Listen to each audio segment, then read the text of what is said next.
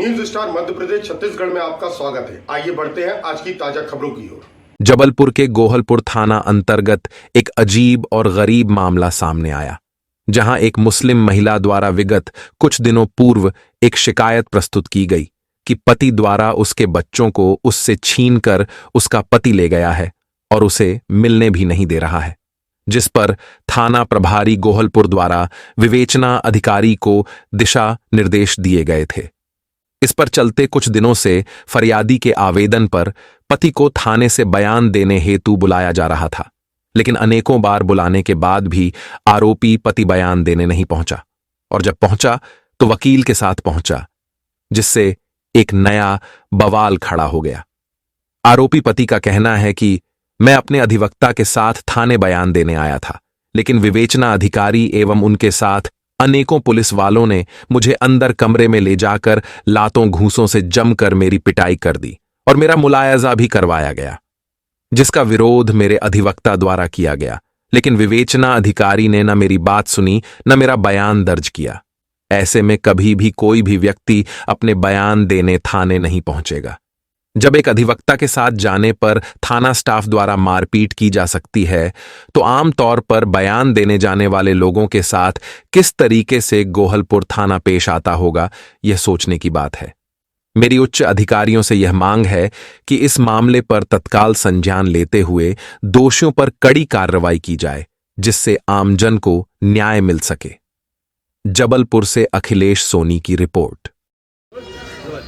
मैं मोहम्मद यूसुफ, मैं गोहलपुर थाने में मुझे बुलाया गया था माधुरी वाशनिक एसआई के थ्रू कि आपका बयान लिया जाएगा, और मैं यहाँ बयान मनमोहन हमारे वकील साहब साथ में आए हुए थे और उनके साथ में बयान देने आया था। ये मुझे अलग से कमरे में ले गए जहाँ मेरे मनमोहन वकील साहब साथ में ही थे। उनके सामने दरवाज़ा बंद करके मुझे मारा, पीटा, डंडे से मारा, लात घूसों से मारा, और मुझे मुलायजा कराने विक्टोरिया भी ले गए। मैं उनसे पूछ रहा मुझे क्यों मार रहे हो, कोई बताने को तैयार नहीं, और मुझे मारते ही जा रहे। दो मैडम और थी, उन्होंने भी मुझे मारा।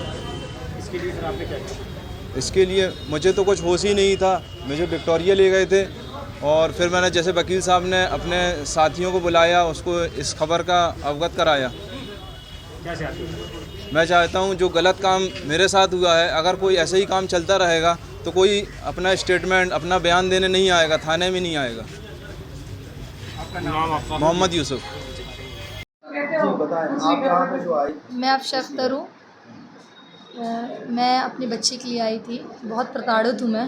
मेरे हस्बैंड मुझे मारते थे, पीटते थे, बहुत ज़्यादा टॉर्चर किया, और कहीं सुनवाई नहीं हो रही थी। तो मैंने यहाँ पर आकर एसआई मैम से बात की, लगा कि हाँ मेरा काम हो जाएगा।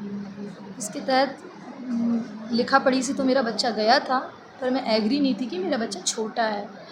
उसके बाद ये लोगों ने ज़बरदस्ती घर आकर मेरे बच्चे को, अरे अभी हम ले जा रहे हैं, थोड़ी दादी की इनकी तबीयत ठीक नहीं है, तो ये बोलकर ले गए, हमने जाने दिया। उसके बाद जब हम मिलने गए तो उन्होंने सीधे ना ही कर दिए कि अब नहीं मिलने मिलेगा, क्योंकि मेरी माँ की डेथ हो गई है। उसके थोड़े दिन हम लोगों ने कहा सब्र कर लो, मेरे भाई ने कहा सब्र कर लो, थोड़े दिन बाद अपन मिलेंगे। जब जा रहे हैं उनके पास, वो मिलने ही नहीं दे रहे। फिर हमने यहाँ एक्शन लिए। उन्होंने मुझे इतना प्रताड़ित किया। 2020 में मेरी शादी हुई थी, तब से लेकर अब तक बिल्कुल बहुत ज़्यादा टॉर्चर मेरे साथ हुआ। मैं कभी सोच भी नहीं सकती कि कभी मैं थाने आऊँ, लेकिन आज मजबूर हो के मुझे आना पड़ा। आपके हस्बैंड का नाम क्या था? मोहम्मद यूसुफ, उनका आरओ का काम करते हैं। उनका कहना ये है कि आपने लिखा पढ़ी करके बच्चा दिया। जी, लिखा पढ़ी ऐसी हुई थी, 4 लोग बैठे हुए थे पूरे, और जो अनवर हुसैन है ना, नेतागिरी में है बहुत ज़्यादा। उसने बहुत प्रेशर किया हमारे माँ बाप को कि हमारी यहाँ पहचान है, वहाँ पहचान है।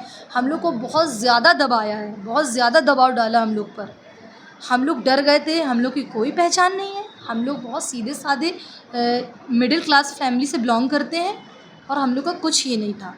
लेकिन उसके बाद जब 4 लोग हम लोग साथ सब बैठे, तो उन्होंने ये डिस्कस हुआ कि बच्चा बाप के पास भी पलेगा और माँ के पास पलेगा। लेकिन मैं एग्री नहीं थी।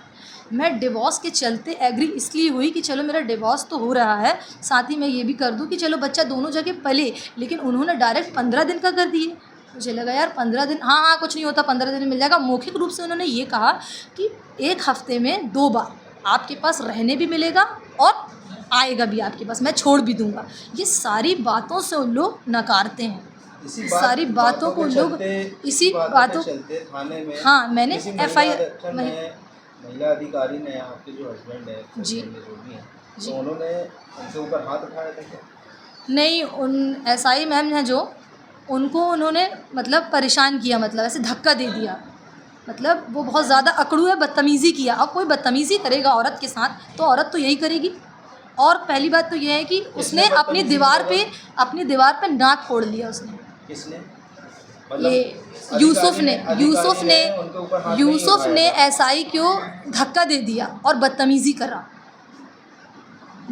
के द्वारा कुछ हुआ है तो क्या मामला है पूरा और क्या इसको विवेचना की जाए? इसमें एक महिला है, उसने ओमती क्षेत्र की रहने वाली है। उसने आवेदन दिया था वरिष्ठ कार्यालय में कि उसके पति द्वारा उसके बच्चे को रख लिया गया है जो 4 साल का है और वापस नहीं किया जा रहा है। इस संबंध में संवेदनशीलता देखते हुए हमारे द्वारा उसको बुलाया गया, लेकिन कई बार बुलाने पर भी अनावेदक उसका जो पति यूसुफ है वो नहीं आ रहा था थाने पर, जिस पर आज उपस्थित आया अपने वकील के साथ में और कथन देने में भी सहयोग प्रदान नहीं कर रहा था। और बच्चा भी माँ को करीबन 1.5 महीने से अपने पास रखा था, ना देने को तैयार था।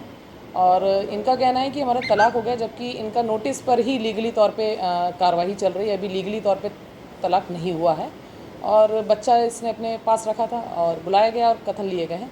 उनका कहना है पुलिस ने मारपीट की है, जबकि ऐसा कुछ भी नहीं हुआ। चूँकि वो वकील का कहना ये है कि हम उनके पक्ष की बात रखने आए थे तो उस दौरान पुलिस हमको अंदर ले जाके हमारे साथ मारपीट की है, चोट के निशान भी दिखा रहे हैं, तो क्या है मतलब ये कथन देने आया था और इसको खुद ही अपने आप से आया और दे करके जाने पर रिटर्न पे ही उसको लगी है और पुलिस ने कोई मारपीट उसके साथ नहीं की है।